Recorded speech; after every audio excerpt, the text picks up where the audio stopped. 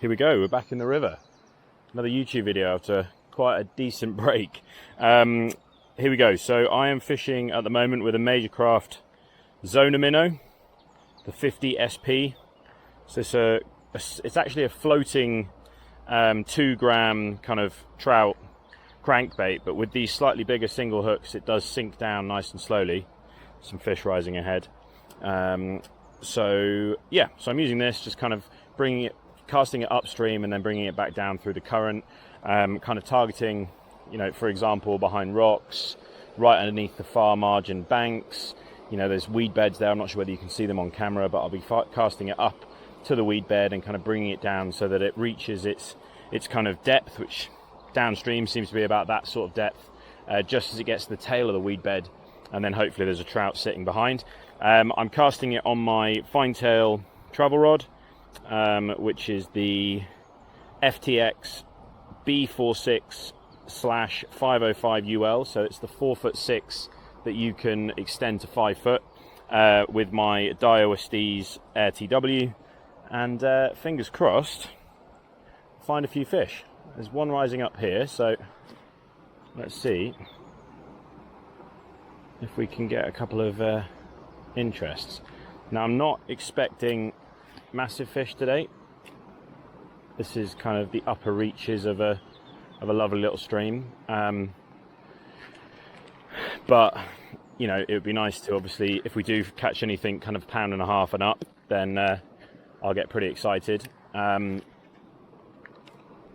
It's mainly small trout, but absolutely awesome fun. So fingers crossed we find a few.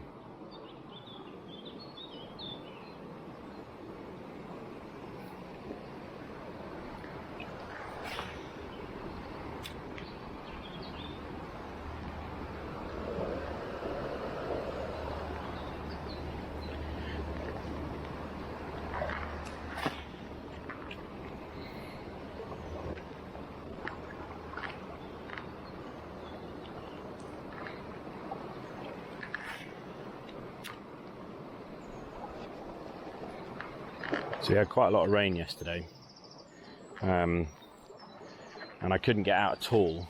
In fact, the rain was the day before. The river was really coloured and high, and it's amazing how quickly it's recovered. Just throwing my thing into a tree there, it's always good.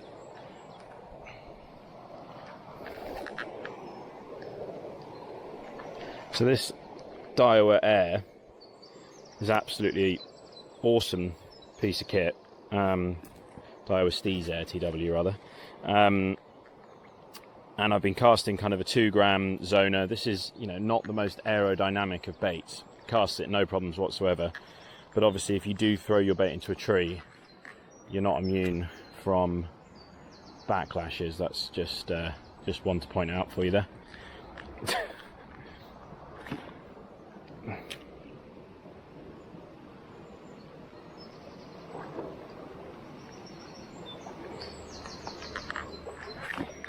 So all I'm doing at the moment is just working that far side margin. That's where the depth is, and that's where the current is, and obviously that's where the trout will then sit, waiting for their food to come downstream to them. I think for the most part, oh, that's good. Right, take 2 of what I was just saying. I just put my minnow into a tree. So all I'm doing at the moment is just covering that far bank. That's where the current is, and with that current, that's where the trout will be sitting. There's depth, obviously, because that's where the current runs, but also they're just waiting for that free food offering to come flying down that part of the river. When I'm covering these types of sections, I'll cover straight down this bank here usually, just to check that there's no trout sitting in the kind of slack water. Ooh.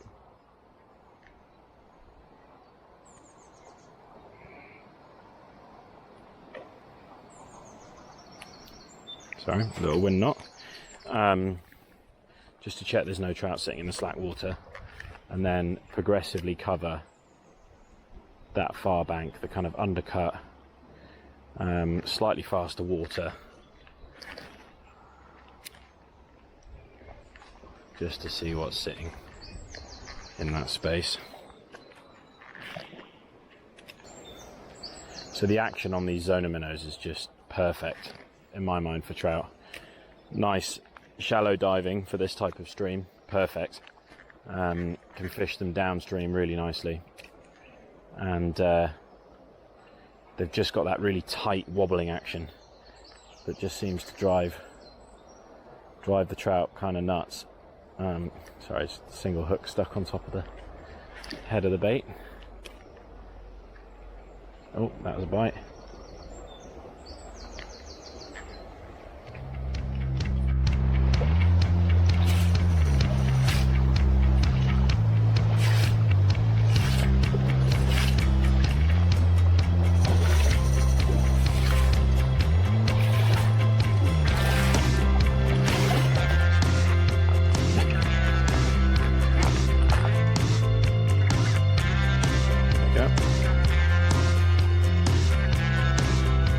A small one.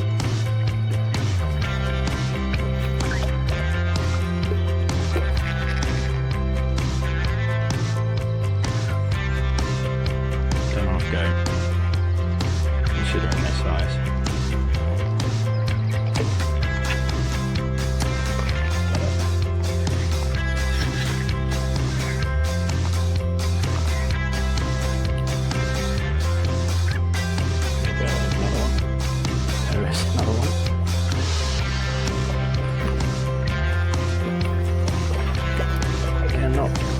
Huge fish, but it really doesn't matter.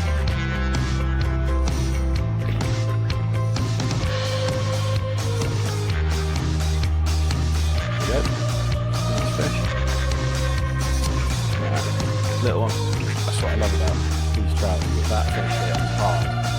And the fish 3 times its size. And that is why they are so cool. Wasn't recording, but beautiful wildie. Get this one back. There we go. Easy release.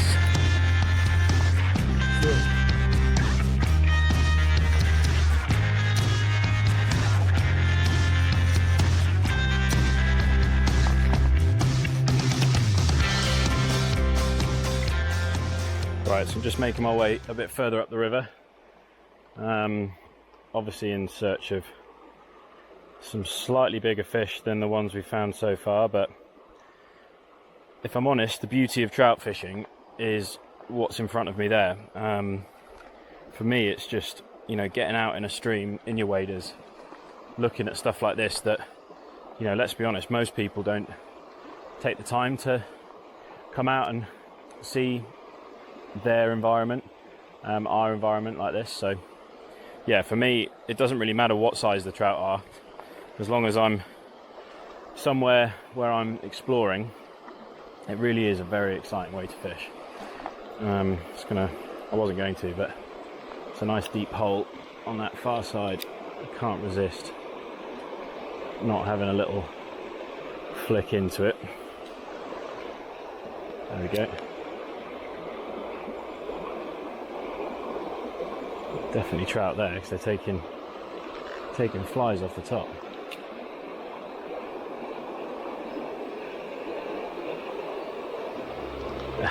Not this time.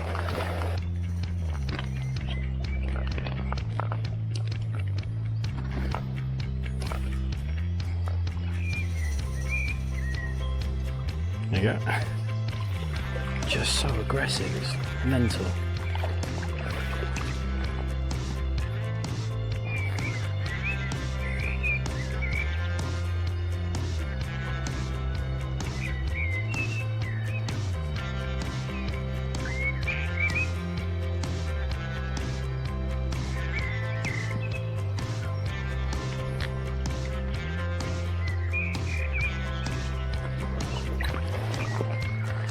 That fish followed it right up out of deeper water.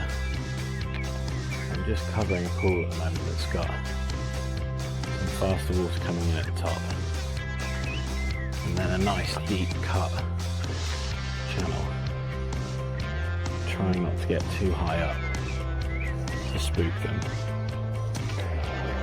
I mean, one thing that is definitely true is that trout fishing is probably some of the most beautiful spots you're going to end up fishing in. I mean, look at the state on that.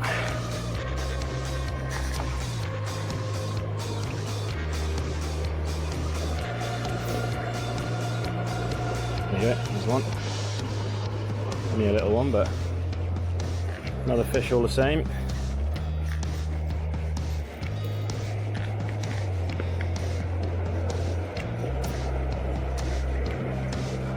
There he is. Another lovely little brown trout. Get him back. So that fish was sat in a slack at the bottom of this waterfall type thing.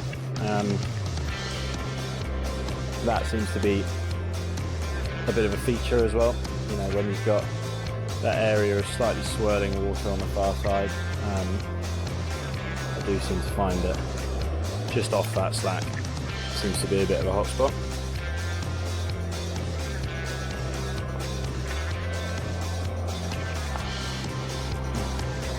And by the same token, the kind of shelves of this pool will have a few fish holding, no doubt.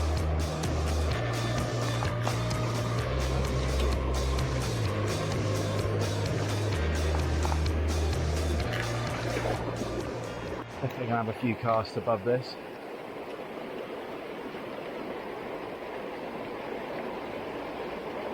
Doesn't help. Folds over like that.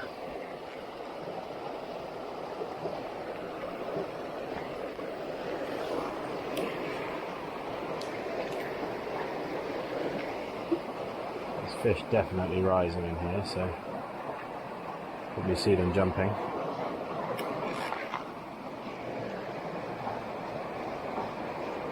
Couple of fish going at that.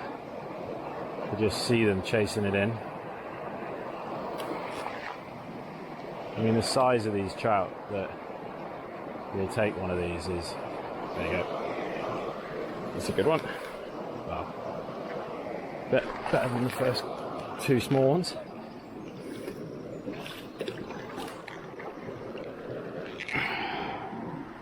And there he is. A lovely fish.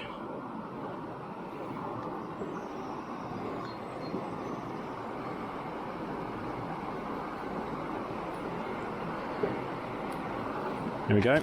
Oh. Doesn't want to be on camera.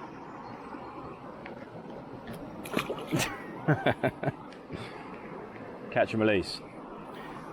Right, let's see if we can find a few more. As you can see, I'm not doing too much in terms of crazy things on the retrieve. Just relying on this bait to do what it does, which is that lovely wobble. Sometimes I'll pause it very briefly, but when you're fishing downstream, you've obviously got to keep up with the pace of the water. And so it looks like I'm fishing it on quite a fast retrieve, but I'm fishing it usually just slightly faster than the pace of the water. And it's that erratic retrieve that they zone in on. And there you go, there's another bite, there you go. They just zone in on it and they're just nipping away, getting pissed off that whatever it is swimming in their feeding line. Ooh, another quick release. I think it is anyway. I'm pretty sure that's what they're doing.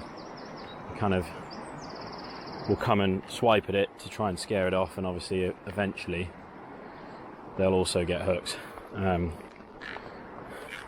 mean, I know these trout will eat little minnows, but I've caught trout in this stream that are the same size as the zoner minnow, which does go against quite a lot of the stuff that we think about trout. Oh, there's a nice bite. Just edging my way up towards this tree. I guarantee there's some bigger fish hanging out in those shadows. There you go, tiny one, just followed that all the way up. Followed it in, smashed it towards the end. Tail hook, straight out with a single. Beautiful fish. Gone.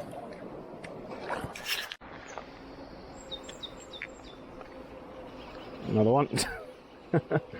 So I was just about to say before I cast in, it's only a little one, it's just gone. But this is obviously mega trouty. For those guys that are just coming to it, always check that that single hasn't looped over.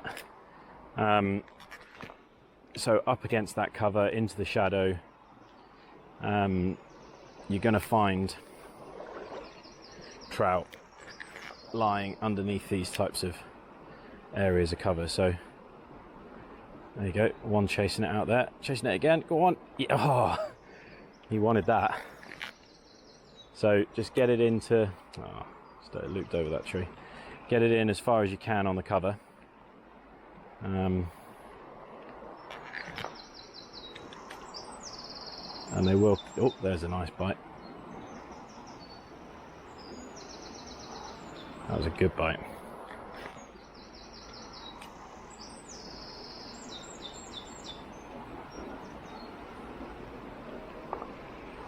Right inside that hedge.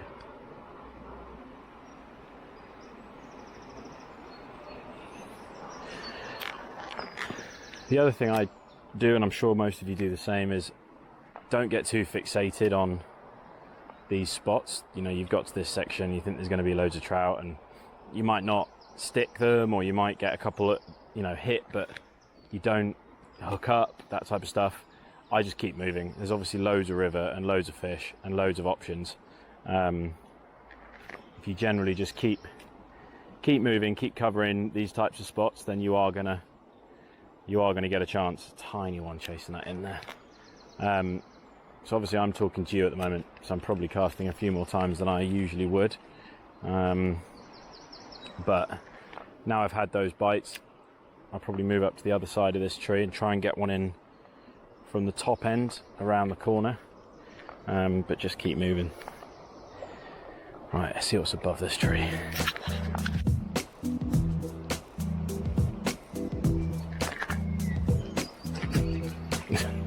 Another little one. Just again, that thing I was talking about, covering that inside line before you walk all over it. The amount of times that you will cover that line, not cover that line, walk up there, and then something massive will shoot out and that you've spooked. So a couple of casts covering the inside line like that. Yeah, another little one following it in, and then start going back to your features, your depths. You know, looking for that deep hole, those trees, very fishy. Clicking it underneath that tree. Yeah, there was a trout just came flying out to hammer it.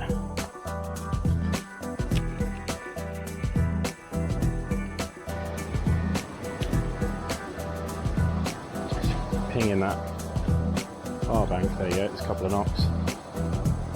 And again, chase that from miles away. I love how aggressive these fish are.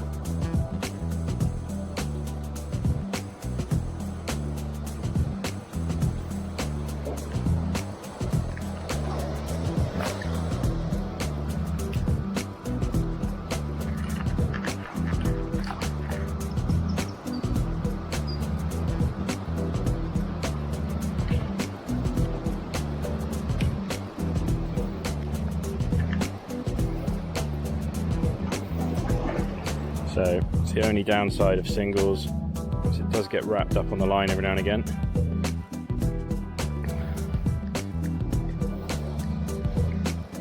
One of the only downsides, if somebody shoots me.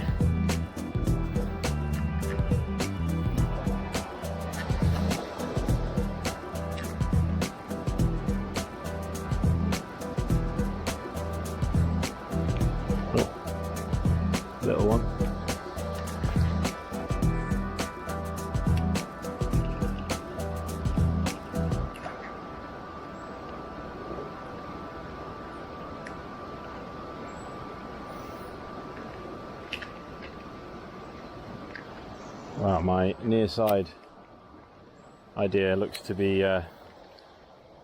wrong. Oh, that's a big fish. That's a much better fish. Stay on. That's a lovely one.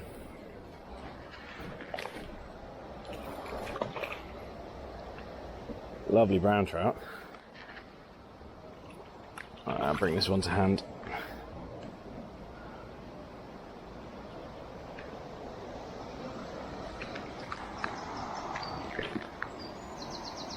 There we go.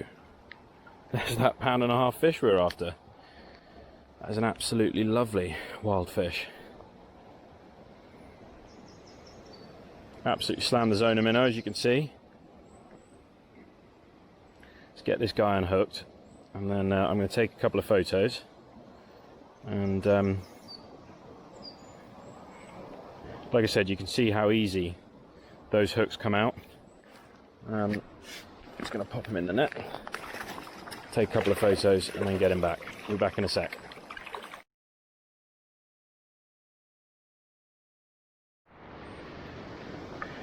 Right, here he is. Lovely brownie. Absolutely gorgeous fish. Look at those spots. Just going to get him back.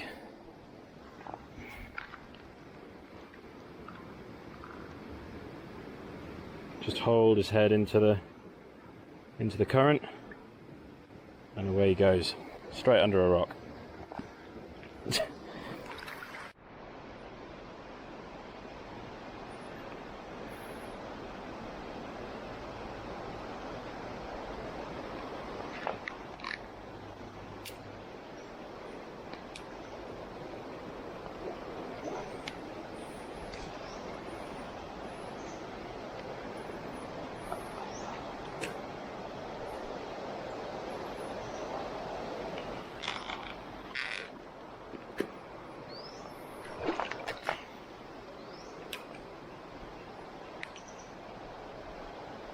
There we go.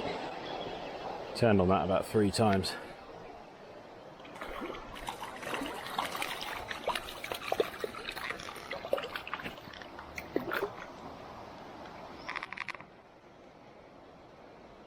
Pretty fish.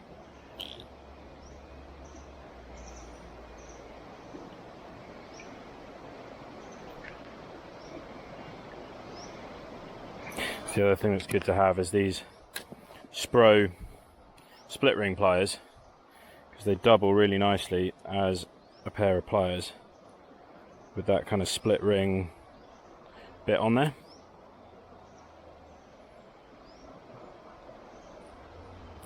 And that's out, and he's gone.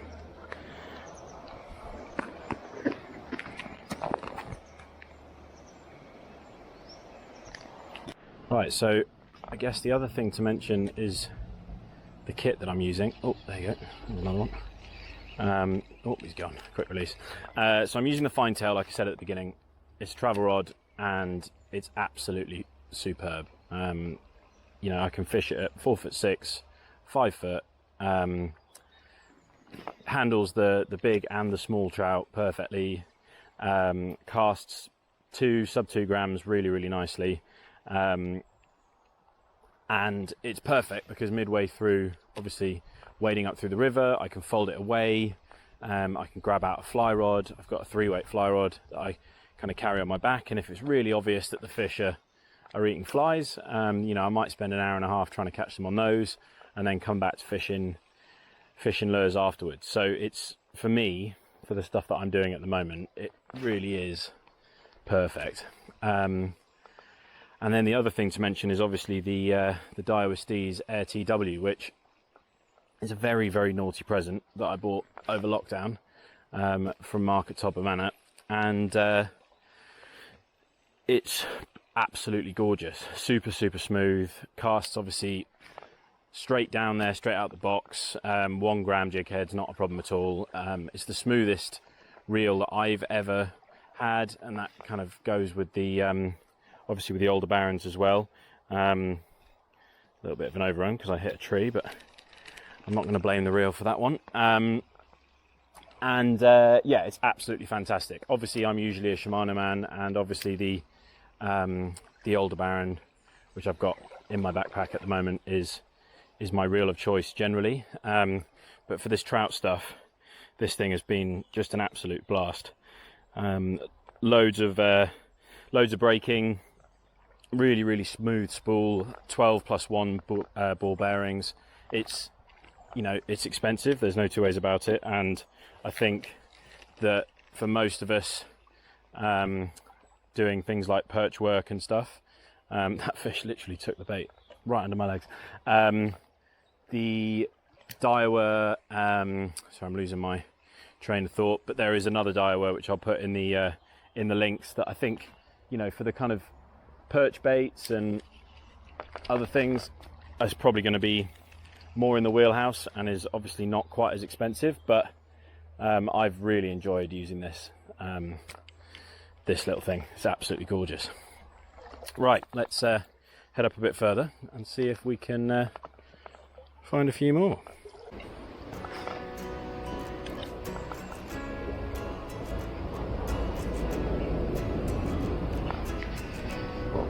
Yes. Whoa. What a great take for a small fish. That's mental. He hit that 2 or 3 times on the first couple of runs, and there he is. I mean, tiny fish, but shows if you've got the right kit, you can have a lot of fun catching these in seriously beautiful places.